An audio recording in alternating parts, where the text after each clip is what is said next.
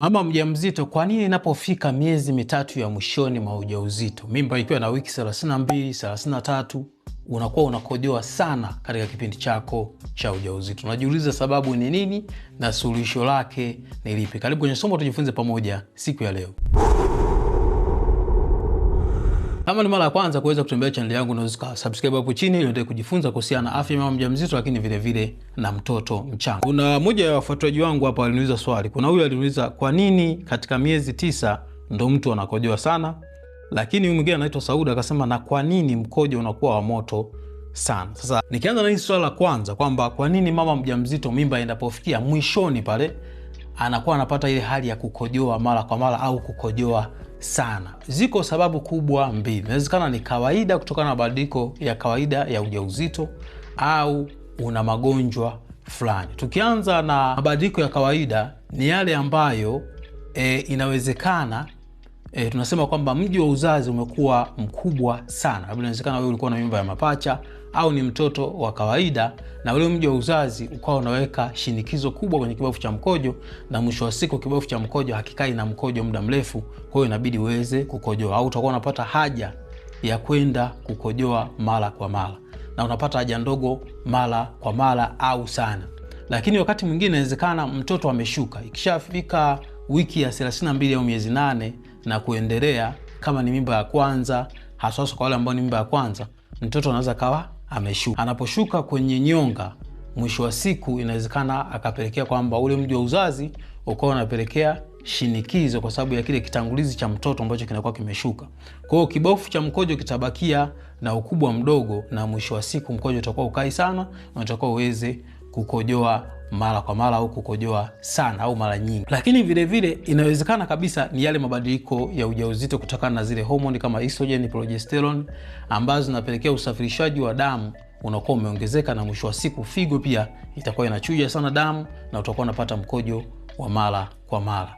Lakini vile vile kama nimesema, kuongezeka kwa usafirishaji wa damu ambao umesababishwa labda na homoni na mabadiliko ya kawaida kabisa kwa mama mjamzito.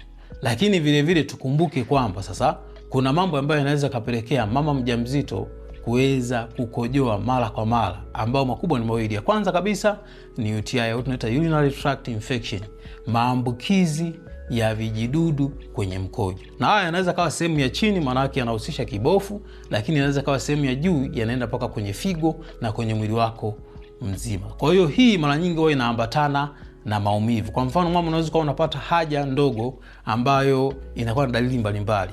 Mara nyingi unaweza kukuta unatoa mkojo ambao una harufu sana, mkojo ambao unaweza kuwa una damu, lakini vile vile unapata mkojo ambao ni wa moto sana kama alivyosema mwenzetu huyu Sauda. Vile vile unaweza kupata maumivu ya tumbo sehemu ya chini, au maumivu ya tumbo humu pembeni mwa tumbo ambayo tunaita flank regional. Lakini wakati mwingine unaweza kupata homa, ukawa unachemka, ukatapika, kwa sababu tu wadudu wale wanaopita kwenye mfumo wa mkojo wameshaingia kwenye mfumo wa mkojo, wameingia kwenye figo na wameenda kwenye damu, tayari na maambukizi ya vijidudu kwenye mfumo wa damu, na mwisho wa siku utapata dalili zile kama za malaria. Unapata homa, unatapika na vitu vingine, maumivu ya kichwa ambao utahitaji kuweza kutibiwa, na wakati mwingine unaweza kulazwa kabisa hospitali. Lakini kama ni sehemu ya chini kwenye kibofu na kuendelea, basi utapata ule mkojo ambao unakuwa wa moto, kama wanavyosema mkojo unakuwa wa moto sana. Lakini vile vile unaweza kuwa unakojoa mara kwa mara, unapata maumivu sehemu ya chini ya tumbo. Ndio maana unapoenda hospitali miezi 9 kuweza kujifungua, lazima wapime mkojo. Kama nilivyosema kwenye ile video nyingine, unaweza kupata maambukizi ya bakteria ambayo huna dalili, lakini mwisho wa siku tukasema wewe tayari una UTI. Kwa hiyo suluhisho kubwa la kuweza kufanya ni vyema kuweza kuenda hospitali kwa ajili ya kufanya kipimo kuangalia hiyo. Lakini bila kusahau tatizo lingine ambalo tunaita ni kisukari. Inawezekana kisukari cha ujauzito au kisukari cha muda mrefu, labda kama ulikuwa hujagundulika. Unapopata hali ya kula mara kwa mara, kunywa maji mengi, unashangaa unamaliza lita 4, lita 5 kwa siku, na mwisho wa siku unakojoa sana, ni vyema kuweza kuangalia sukari katika kipindi cha ujauzito. Na tunasisitiza mimba inapokuwa miezi 3 ya katikati, inapokuanzia wiki 24 kwenda juu, ni lazima uweze kuangalia sukari, kwa sababu inaweza kaongezeka kutokana na yale mabadiliko ya kawaida kabisa katika kipindi cha ujauzito. Kwa hiyo ukiona unapata hali hizi, utapima mkojo. Ukiona mkojo uko salama, utapima damu. Na kwenye damu tunachopima, tunaangalia sukari yako kwenye damu ipo kiasi gani. Lakini kama ipo katika kiwango ambacho ni stahiki kabisa, basi unajua kabisa haya ni mabadiliko ya kawaida kwa ujauzito. Na haya mabadiliko ya ujauzito maana yake yatakuja kuisha pale ambapo utakuwa umeshajifungua mtoto wako. Na kipindi ambacho unakuwa hujajifungua mtoto ameshuka, labda hali hiyo inaweza kawa endelevu. Na mara nyingi watu tunasema kwamba ili uweze kupata usingizi wa kutosha au usiamke sana usiku kwenda kukojoa, basi hakikisha ikishafika ile saa 11 saa 12 usinywe maji mengi.